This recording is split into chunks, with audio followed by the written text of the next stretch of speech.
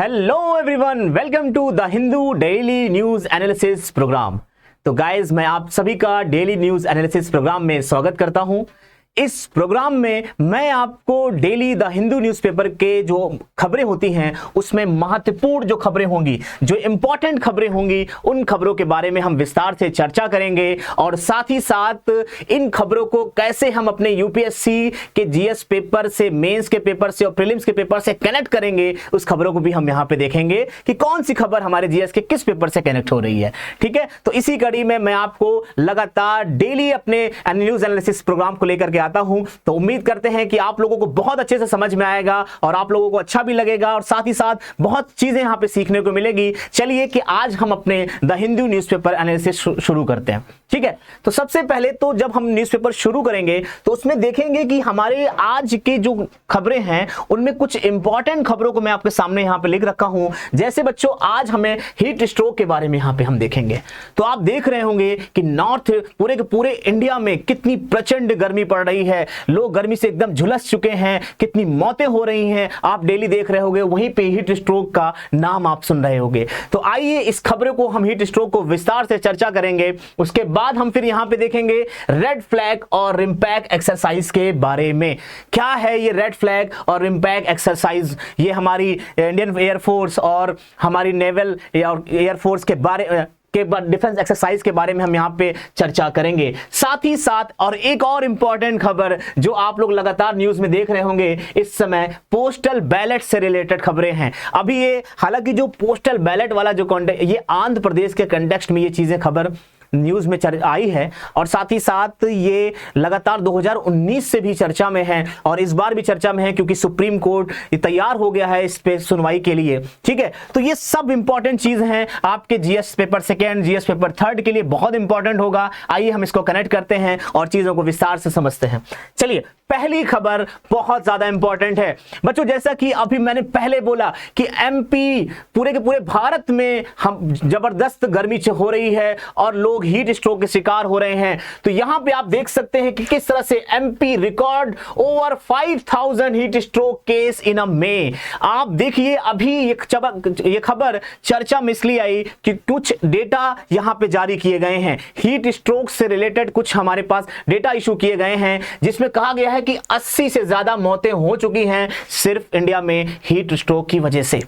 और जो cases record किए गए हैं, सिर्फ एमपी में 5000 केसेस रिकॉर्ड किए गए हैं। और एमपी के अलावा अगर मैं बात करूं तो इसके बाद दूसरे नंबर पर राजस्थान आता है, जहां पे बच्चों 4357 यहां पे आप देख सकते हैं केसेस रिकॉर्ड किए गए हैं। राजस्थान के बाद पूरा का पूरा आप यहां पे देखिए किस तरह से राजस्थान के बाद आंध्र प्रदेश में 2183 केसेस और फिर चौथे नंबर पे छत्तीसगढ़ आ रहा है जहां पे 2043 केसेस रिकॉर्ड किए गए हैं। तो ये सब खबरें चर्चा में हैं, बहुत ज्यादा इंपॉर्टेंट हैं। तो मैं आपको बता दूं, ये आपके जीएस पेपर 3 के बहुत ही इंपॉर्टेंट एनवायरमेंट वाले सेगमेंट से ये टॉपिक कनेक्ट हो रही है। तो ये आपको ध्यान रखना होगा कि हमारे जीएस पेपर 3 से ये टॉपिक कनेक्ट है। आइए पहले तो हम समझते हैं कि हीट स्ट्रोक क्या होता है, इसके क्या कारण हैं और इसके सारी चीजों के बारे में यहां पे डिस्कस करेंगे। क्या होता है, इसके क्या कारण हैं, आइए समझते हैं हीट स्ट्रोक। तो गाइस देखिए, जो खबर चर्चा में है उसको हम यहां पे समझेंगे कि क्या है। सबसे पहले तो मैं अगर आपको बताऊं, हीट स्ट्रोक को हिंदी में बोलते हैं उष्माघात। क्या बोलते हैं? उष्माघात बोलते हैं। देखिए, सबसे अच्छी चीज यह है कि खासकर हमारे हिंदी मीडियम वाले बच्चों के लिए द हिंदू न्यूज़पेपर बहुत ही सरल भाषा में मैं यहां पे आपको डेली एक्सप्लेन करूंगा और बहुत अच्छे से समझा दूंगा कि सारी चीजें आपको, आप साथ ही साथ नोट भी कर लीजिएगा, नोट में अपने बना भी लीजिएगा, जिससे आपके पास सारे के सारे डेली का न्यूज़पेपर का आपके पास कंटेंट मौजूद रहे। ठीक है, और स्पेशली हिंदी मीडियम वालों बच्चों के लिए डेडिकेट है कि आपको आसानी से समझ में आ जाए द हिंदू न्यूज़पेपर। बहुत सारे बच्चे सर पूछते रहते हैं कि सर हमें न्यूज़पेपर पढ़ने में दिक्कत आ रही है, कहां से पढ़ें, कैसे पढ़ें। तो उनके ही लिए ये प्रोग्राम मैं लेकर के आया हूं और डेली बेसिस पे मैं आपको ये चीजें कवर कराऊंगा। फिलहाल तो इसको उष्मा, ठीक है, यहां पे हम देखेंगे कि उष्माघात बोलते हैं हिंदी में। ठीक है, अब हम इस चीजों को समझते हैं क्या होता है। देखिए, हीट स्ट्रोक कंडीशन कब बनती है? जब टेम्परेचर हाई होता है। जैसे इस समय आप देख रहे होंगे कि गर्मी ज्यादा है, टेम्परेचर बहुत ज्यादा हाई है और साथ ही साथ ह्यूमिडिटी, साथ ही साथ बच्चों ह्यूमिडिटी क्या है यहां पे? ह्यूमिडिटी यहां पे भी हाई है। तो ऐसी कंडीशन में जब टेम्परेचर भी हाई होगा, ह्यूमिडिटी जिसको हम लोग यहां पे कह सकते हैं नमी कह सकते हैं, ठीक है, आर्द्रता हम कह सकते हैं, यहां पे अगर हाई होगी तो इस कंडीशन में क्या हो रहा है, आपको हीट स्ट्रोक होने का खतरा है। साथ ही साथ क्यों, क्योंकि बॉडी इस कंडीशन में जैसे ही जाएगी आपकी बॉडी बहुत तेजी से गर्म होने लगेगी और गर्म की वजह से बॉडी आपके करीब 40 डिग्री या उससे ऊपर के टेम्परेचर पे पहुंच जाएगी, जहां पे इंसान को यहां पे जान जाने का भी खतरा रहता है। और आप देख रहे हैं 80 से ज्यादा मौतें सिर्फ हीट स्ट्रोक की वजह से हो गई है। तो सिंपल सा कारण आपको देखना है, टेम्परेचर हाई होगा, ह्यूमिडिटी हाई होगी, जिसकी वजह से क्या हो रहा है, यहाँ पे मॉइस्चर की वजह से और टेम्परेचर की वजह से इसके परिणाम स्वरूप बॉडी तेजी से गर्म हो रही है और हीट स्ट्रोक हो रहा है। तो ये तो हो गया हीट स्ट्रोक के बारे में।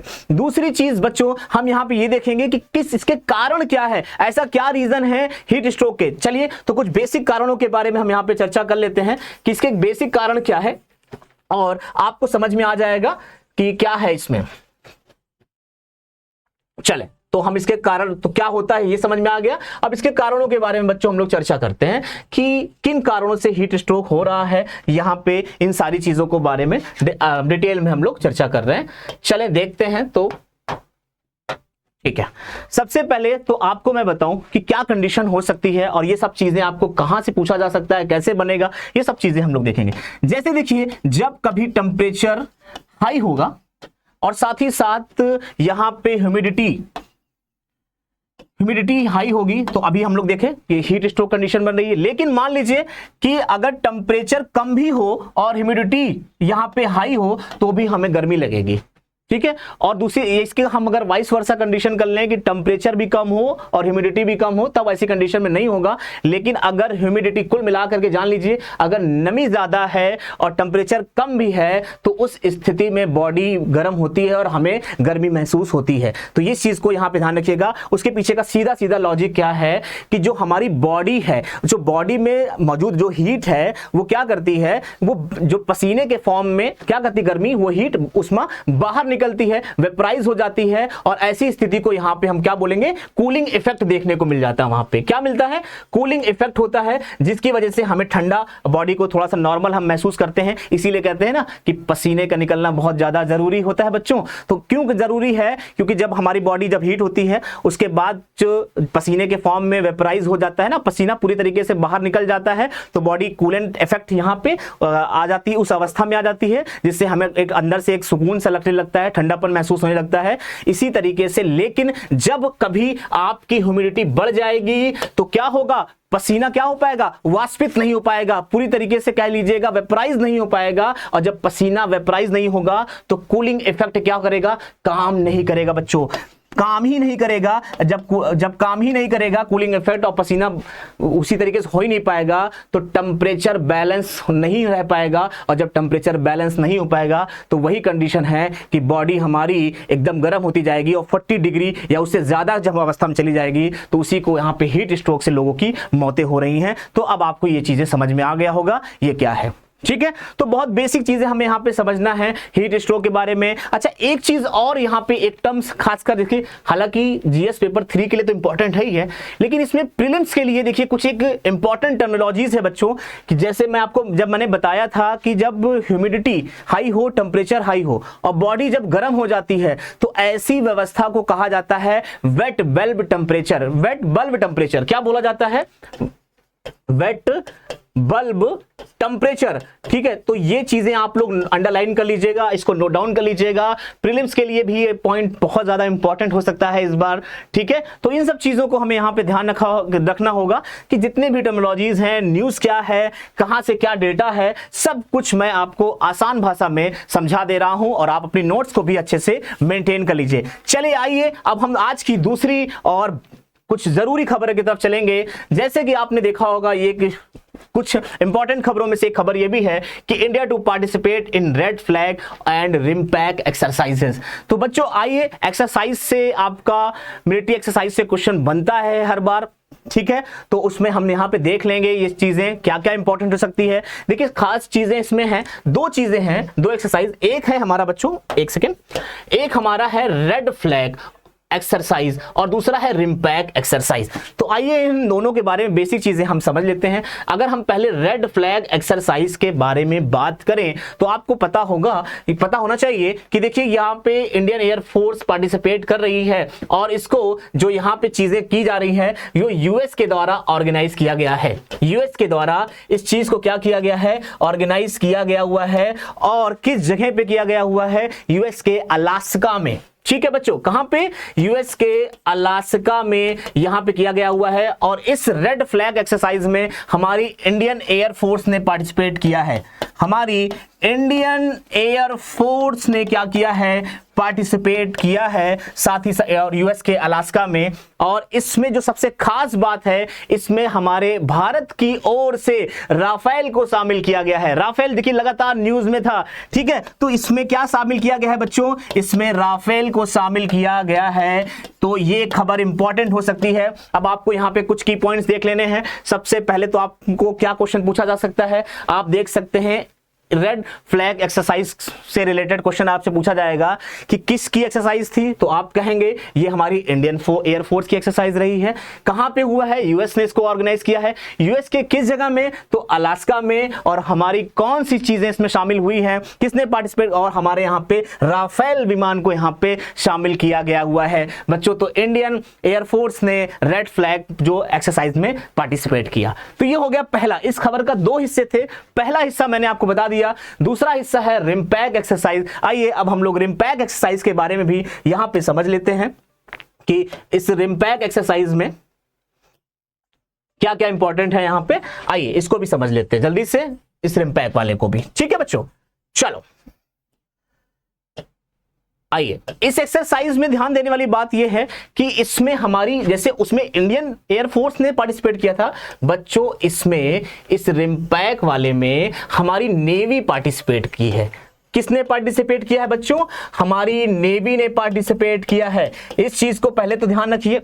दूसरी चीज, इसमें बहुत खास चीजें हैं कि जैसे उसमें राफेल को शामिल किया गया था बच्चों, इसमें हमारे आईएनएस शिवालिक को शामिल किया गया है। आप ये देख सकते हैं, ये देखिए यहां पे ऑफिसर जो है आईएनएस शिवालिक यहां पे शामिल किया गया है। तो इस तरह से इस चीजों को आप ध्यान रखिएगा, आईएनएस शिवालिक को इसमें शामिल किया गया है और यूएस में ही हुआ है। और इसमें एक चीज ध्यान रखना होगा, जो ये पूरा का पूरा रिम्पैक एक्सरसाइज है, इसको बोलते हैं रिम ऑफ द पैसिफिक। क्या बोलते हैं बच्चों, ये आप जरूर याद रखिएगा, रिम ऑफ द पैसिफिक, ठीक है। और इसमें कौन शामिल हुआ, हमारी इंडियन नेवी शामिल हुई है। और इसका कौन हमारे सबसे खास जो इसमें चीजें शामिल की गई है वो इंडियन आईएनएस शिवालिक शामिल की गई है, ठीक है। तो इस तरह से ये खबर में चीजें थी, चर्चा में बनी हुई है, तो मैंने आपको इसमें बता दिया। अब आपके इसके प्रीलिम्स के पॉइंट ऑफ व्यू से भी चीजें इंपॉर्टेंट हो गई हैं। आइए एक और घटना देखते हैं, द हिंदू की बहुत ज्यादा इंपॉर्टेंट जो न्यूज में लगातार चल रही है। ये आपके बच्चों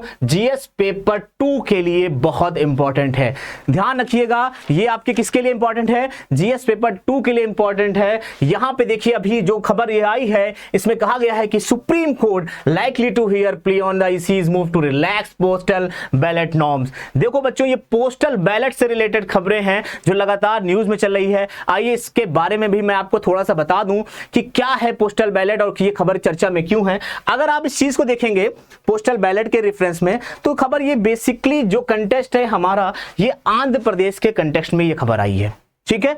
और क्यों आई है, क्योंकि सुप्रीम कोर्ट में चुनौती दी गई है इलेक्शन कमीशन ऑफ इंडिया के फैसले को। और इसमें कहा गया है ये खबर सिर्फ और सिर्फ आपने, मतलब जो ये चीजें हैं, ये नॉर्म्स, इसको आंध्र प्रदेश में ही क्यों लागू किया है, पूरे देश भर में क्यों नहीं लागू किया गया, ठीक है। और क्या है इसमें, ऐसा क्या चीजें हैं इस पोस्टल बैलेट में, तो हम आपको बताते हैं। देखिए, एक 2019 में आपने देखा होगा कि विपक्षी दलों ने एक मुद्दा उठाया था और यहां पे वही चीजों को मुद्दा आज भी चलाया जा रहा है। विपक्षी दलों ने यहां पे इलेक्शन कमीशन ऑफ इंडिया के फैसलों पर उंगली उठाई और बोला, क्योंकि पोस्टल जो बैलेट हुआ करते थे, मैं आपको पहले इसके बारे में थोड़ा सा बता दूं कि पोस्टल बैलेट के बारे में, फिर आप इस खबर को अच्छे से समझ लेंगे। पोस्टल बैलेट के बारे में क्या है, होता क्या है कि जैसे देखिए अभी कल काउंटिंग भी होने वाली है ना लोकसभा इलेक्शन 2024 की, तो आप वहां पे देखेंगे कि ईवीएम मशीन से भी काउंटिंग होती है और उससे पहले पोस्टल बैलेट से काउंटिंग होती है। तो पहले क्या था कि पहले जब पोस्टल बैलेट के सारे वोट काउंट कर लिए जाएंगे तो उसके बाद ही ईवीएम मशीन ओपन हो की जाएगी और फिर ईवीएम मशीन के वोट काउंट किए जाएंगे। ये 2019 तक था, लेकिन 2019 के लोकसभा इलेक्शन के बाद इलेक्शन कमीशन ऑफ इंडिया ने बच्चों क्या किया, कहा कि ये चीजें बहुत टाइम टेकन है और ऐसा नहीं होना चाहिए। पोस्टल बैलेट और ईवीएम की काउंटिंग दोनों एक साथ होनी चाहिए। क्या बोला कि दोनों की काउंटिंग बच्चों, दोनों की काउंटिंग क्या होनी चाहिए, दोनों की काउंटिंग एक साथ होनी चाहिए। तो जब दोनों की काउंटिंग एक साथ होगी तो अपोजिशन को ये चीजें रास नहीं आई, अपोजिशन ने इसको मुद्दा बनाया और मुद्दे और इलेक्शन कमीशन ऑफ इंडिया के खिलाफ वो सुप्रीम कोर्ट पहुंच गए और सुप्रीम कोर्ट भी अभी देखिएगा इसकी सुनवाई कर रहा है। और यहां पे बोला गया है, तो अभी तक क्या है, पहले तो क्या था 19 से पहले कि पहले पोस्टल बैलेट खुलेगा, उसके जब सारी काउंटिंग हो जाएगी वोट की उसके बाद ईवीएम ओपन होगा। लेकिन 2019 के लोकसभा इलेक्शन के बाद इलेक्शन कमीशन ऑफ इंडिया ने कहा ऐसा नहीं होगा, इसमें पोस्टल बैलेट की गिनती के साथ साथ ईवीएम की काउंटिंग चलती रहेगी। ठीक है, तो ये मुद्दा रहा है और ये मुद्दा लगातार सुप्रीम कोर्ट सुनने के लिए तैयार भी हो गया है। तो देखना होगा इसमें क्या होने वाला है। तो फिलहाल अब हम बच्चों जो चीजें अब देखिए न्यूज में आ गई, जीएस पेपर 2 में आ गया, इंपॉर्टेंट हो गया आपके लिए पोस्टल बैलेट। तो आइए हम पोस्टल बैलेट क्या होता है, इसके सारे नॉर्म्स क्या हैं, ये इंपॉर्टेंट क्यों है, इसको हम लोग चर्चा कर यहां पे अच्छे से समझते हैं बच्चों। ठीक है, और उम्मीद करते हैं बच्चों आप लोगों को बहुत अच्छे से समझ में आ रहा होगा। तो इसी तरीके से मैं आपको डेली का जितने भी न्यूज एनालिसिस होंगे द हिंदू के, और साथ ही साथ अगर इंडियन एक्सप्रेस से भी कुछ इंपॉर्टेंट खबरें आएंगी तो उसको भी मैं यहाँ पे कवर कर दूंगा। जैसे अभी आपको मैं बताऊं यहाँ पे ये जो खबर आप बच्चों देख रहे हैं ना कि सुप्रीम कोर्ट वाला और ये सारी चीजें, इसमें से कुछ खबरें आपकी इंडियन एक्सप्रेस में भी है। फिलहाल तो द हिंदू के अलावा भी इंडियन एक्सप्रेस में भी इसमें खबरें हैं, तो हम उसको देख लेंगे सारी चीजें यहाँ पे क्या क्या कैसे हैं, तो उस चीज को हम यहाँ पे चले। ये तो आपको पता चल गया कि ये मुद्दा, ये खबर न्यूज में क्यों आई, इसके पीछे की कहानी क्या है, ये तो मैंने आप बताया। लेकिन अब समझते हैं बच्चों कि पोस्टल बैलेट होता क्या है। ठीक है, आइए समझते हैं और ये क्यों कैसे हो रहा है, क्या इसकी इंपॉर्टेंस है, सब कुछ समझते हैं। देखिए सबसे पहली चीज कि जैसे हम आप डायरेक्ट वोट करने जाते हैं ईवीएम मशीन में और सारी तरीके से वहां पे फिजिकली प्रेजेंट होना जरूरी होता है, लेकिन पोस्टल बैलेट का मतलब है कि आपका जो वोट है, आपका जो मत है, वो आप अपने पोस्ट के जरिए, यानी कि आप वहां पे डाक कह सकते हैं, डाक मत पत्र के जरिए वोट देना होता है। और ये लेकिन कौन कौन लोग दे सकते हैं ये मैं आपको बता रहा हूं, इसके पीछे बहुत सारे लॉजिक है। जैसे देखिए जो गवर्नमेंट एम्प्लॉइज हुए, हमारे आर्मी पर्सनल्स हुए, या विदेशों में रहने वाले लोग हुए, हैंडीकैप्ड हुए, ऐसे बहुत सारे लोग हैं कि जो इसके पोस्टल बैलेट के माध्यम से वोटिंग करते हैं। जैसे मैं आपको समझा रहा हूं, आप समझिए, मान लीजिए कि कोई एक्स जगह पे और वाई जगह पे एक साथ इलेक्शन हो रहा है, एक्स जगह पे वाई जगह, तो अब यहाँ पे मान लीजिए 4 5 6 लोग ड्यूटी कर रहे हैं, 1 2 3 4 5 6। ठीक है, अब इनमें से मान लीजिए 4 लोग ये यहाँ पे ड्यूटी कर तो रहे हैं, लेकिन इनका वोट वाई जगह पे है और एक्स और वाई की जो वोटिंग की डेट है वो सेम है। तो ऐसे कंडीशन में इनके मताधिकार का क्या प्रयोग हो सकेगा? क्या ये अपने मताधिकार का प्रयोग कर सकते थे? नहीं कर सकते थे ना। तो इसी चीज क्यों एक्स जगह पे है और वाई जगह पे वोट करना है, तो पॉसिबल ही नहीं था। इसीलिए कि वोटिंग परसेंटेज बढ़ाया जा सके, एक फेयर इलेक्शन हो पूरी तरीके से, और इनका अपना जो वोटिंग राइट्स है, हमारा आपका जो वोटिंग राइट्स है, उस राइट का भी हम इस्तेमाल कर सकें, तो ऐसे लिए इनके लिए पोस्टल बैलेट चीजें की गई है। इसमें क्या करना होता है, रिटर्निंग ऑफिसर से एक स्लिप मिलती है, उस स्लिप को फिल करना पड़ता है और अपना वोट डाल देना पड़ता है। तो पोस्ट के माध्यम से, डाक पत्र के माध्यम से वहां पे आपको अपने पसंदीदा कैंडिडेट को आप वोट कर सकते हैं। ठीक है, और कौन कौन कर सकता है, एक तो हमने ये बताया बच्चों। दूसरे हैं जो 80 साल या उससे ऊपर के बुजुर्ग हैं, 80+ ना, वो लोग भाई बिल्कुल नहीं आ सकते, वो असहाय लोग होते हैं, उनके लिए। साथ ही साथ हैंडीकैप, जो यहाँ पे विकलांग हैं, दिव्यांग जिन्हें बोला जाता है इस समय, ठीक है, दिव्यांग जन लोग नहीं कर सकते हैं, आप मतलब इसका इस्तेमाल कर सकते हैं पोस्टल बैलेट का। साथ ही साथ उस समय तो कोविड-19 जैसे अभी 2020-21 में आपने देखा होगा, ठीक है, उससे पीड़ित लोग भी क्या है, मान लीजिए वो भी इस पोस्टल बैलेट का यूज कर सकते हैं।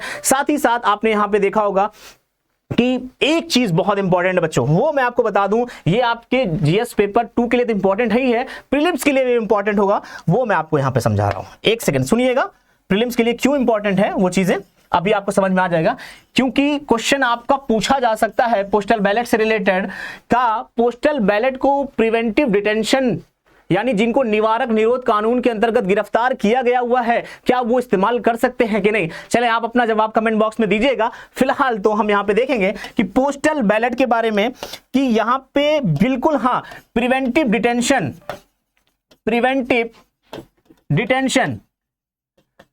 ठीक है। इंडियन कॉन्स्टिट्यूशन जब आप फंडामेंटल राइट्स पढ़ेंगे तो आप वहां पे आर्टिकल जब पढ़ते हैं ना, तो वहां पे आप भी प्रिवेंटिव डिटेंशन का इस्तेमाल देखेंगे। फिलहाल तो अभी हम उस पर बाद में बात करेंगे। तो निवारक निरोध कानून के अंतर्गत जो लोग गिरफ्तार किए गए हैं, इनको भी अधिकार होगा कि पोस्टल बैलेट के माध्यम से अपना वोट कर सके। अगर आपसे पूछा जाएगा क्या प्रिवेंटिव डिटेंशन किए गए लोग अपने वोटिंग का इस्तेमाल कर सकते हैं, अधिकार इस्तेमाल कर सकते हैं? जी हाँ, इस्तेमाल कर सकते हैं। ये बहुत ज्यादा जरूरी है। अब फिर इसके साथ साथ हमारे आर्मी के लोग, आर्मी पर्सनल्स लोग, अब मुझे बताओ आर्मी के लोग देखिए बॉर्डर पे ड्यूटी कर रहे हैं, ठीक है। जब बॉर्डर पे ड्यूटी कर रहे हैं तो कितना इंपॉर्टेंट है, क्या वो ऐसी कंडीशन में छोड़ करके आए और फिर अपने अपने गांव में अपने अपने शहरों में वोट करें? तब तो फिर देश के लिए खतरा हो जाएगा। तो ऐसी स्थिति में बच्चों कि वो अपनी जगह से रहते हुए भी इसका इस्तेमाल कर सकते हैं, और ये बहुत सारी चीजें इंपॉर्टेंट हो गई है इस तरह से। और साथ ही साथ ऐसे लोग बच्चों जो विदेशों में रहते हैं उनको एब्सेंटी वोट बोला जाता है। ये सब टर्म याद रखिए, नोट कर लीजिए। जो विदेशों में लोग रहते हैं उनको एब्सेंटी वोट बोला जाता है, जो वोटिंग करते हैं एब्सेंटी वोट, ठीक है। तो वो भी क्या करते हैं, पोस्टल बैलेट का इस्तेमाल कर सकते हैं। तो इस तरह से यहां पे, और हां दूतावास में रहने वाले लोग भी पोस्टल बैलेट का इस्तेमाल कर सकते हैं। अब देखिए मैंने इसके बारे में बता दिया, इसकी प्रक्रिया क्या होगी कि आवश्यक फॉर्म भरना होगा रिटर्निंग ऑफिसर से लेकर के, और उसके बाद अपना मत का इस्तेमाल करना होगा। साथ ही साथ इसके महत्व क्या है, इंपॉर्टेंस क्या है, तो इंपॉर्टेंस आपको पता ही चल गया होगा मेरे इस एक्सप्लेन करने में कि देखिए इससे क्या होगा, जो हमारा अधिकार है वोट करने का अधिकार है बच्चों, उस अधिकार की अवहेलना नहीं होगी, ठीक है। एक नागरिक होने के नाते जो आपको वोटिंग राइट्स दिए गए हैं उस वोटिंग राइट का आप इस्तेमाल कर सकते हैं। वोटिंग परसेंटेज भी बढ़ेगा, इंक्लूसिव आप कह सकते हैं समावेशी तरीके से यहां पे चीजें होंगी। साथ ही साथ प्रतिनिधित्व बढ़ेगा, ज्यादा से ज्यादा लोग हिस्सा ले पाएंगे इलेक्शन में, और अच्छी स्वतंत्र कह सकते हैं जनता के द्वारा चुनी सरकार का गठन किया जा सकेगा। तो चलिए ये था आज हमारे लिए इंपॉर्टेंट खबर जो द हिंदू से था। बेटा मैं फिर कल अपने समय पे इसी तरीके से फिर द हिंदू की जितनी भी महत्वपूर्ण और जरूरी खबरें होंगी उसको हिंदी में एक्सप्लेन कर दूंगा। और हिंदी मीडियम वाले बच्चों के लिए तो बहुत अच्छी अपॉर्चुनिटी है, क्योंकि इतनी आसान भाषा में मैं आपको सारी चीजें देने वाला हूं डेली, ठीक है। तो चलें अब हम आपसे विदा लेने का वक्त आ गया है। तो थैंक यू आप सभी का। जाते जाते बच्चों मैं आपसे यही कहूंगा, स्टार्ट वेयर यू आर, वो use what you have, do what you can. इसका मतलब है बस आप क्या करिए, ये मत सोचिए कल से शुरू करेंगे, परसों से शुरू करेंगे, अभी से शुरू कर दीजिए। अभी बहुत अच्छा मौका है। 2024 का एग्जाम तो हालांकि आने वाला है, लेकिन 2025 को टारगेट करते हुए मैं आपके सामने डेली से एनालिसिस कर दूंगा। और आज अभी से आप शुरुआत कर दीजिए, क्योंकि जब आप जिस दिन से मेहनत करना शुरू कर देंगे ना, वही आपके लिए अच्छा दिन होगा, ठीक है। कोई पर्टिकुलर स्पेसिफिक डे यहां पे नहीं होगा। Okay, thank you.